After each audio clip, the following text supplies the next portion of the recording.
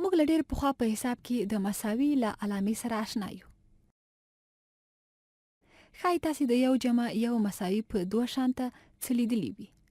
اکثرا خلک چې د مساوي علامه وګوري ښایي داسې فکر وکړي چې دا علامه د ځواب ورکولو په معنا ده. سوال یو جمع یو دی او فکر کوي د مساوي علامه ځواب راکوي، یعنی یو جمع یو دوه کیږي. دا د مساوي رښتینی معنا ده. په اصل کې مساوي د دوه مقدارونو پرتله یا مقایسه ده. کله چې موږ لیکو یو جمع یو مساوي په دوه، نو دا معنا ورکوي چې هر څه چې په چپ طرف کې لرو د هغه څه سره مساوي دي کوم چې د مساوي علامې په ښي اړخ کې دي. په اسانۍ سره لیکلی سو چې دوه د یو جمع یو سره مساوي دی.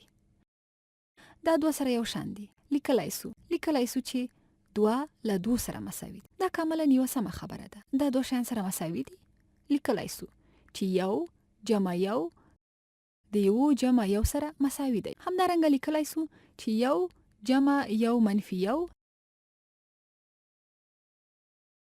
له درې منفي دوه سره برابر دي. نو دا دواړه مساوي مقدارونه دي. دلته په چپ طرف کې یو جمع یو منفي یو یو کیږي او دلته دا یو دی. نو دا دواړه مساوي مقدارونه دي. اوس به د عددونو د پرتله کولو بله لاره درته وښیم. مساوي علامه یعنی چې په دواړو خواو کې مساوي مقدارونه ولري. که په دواړو خوا کې مختلف مقدارونه ولرو نو څه کولای سو؟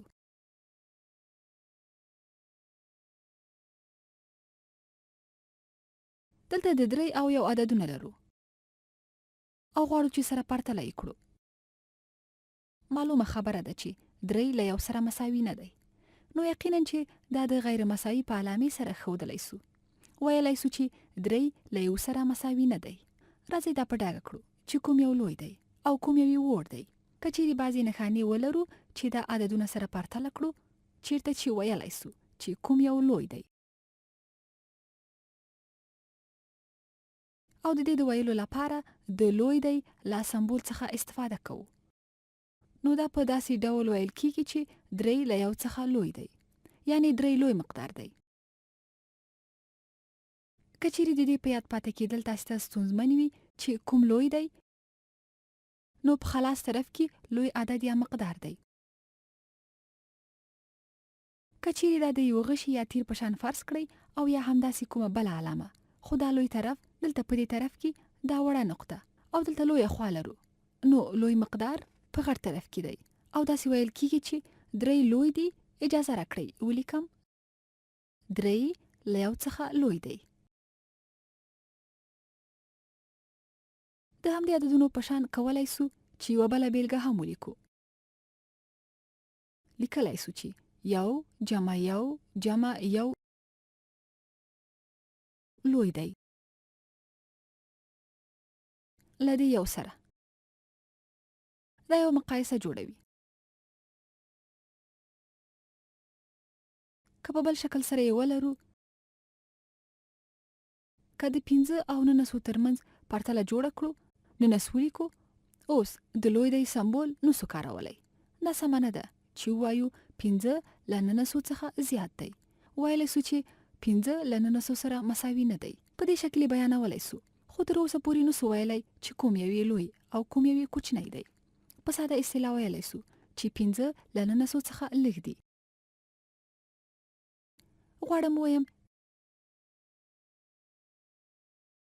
اجازه راکړئ ویې لیکم.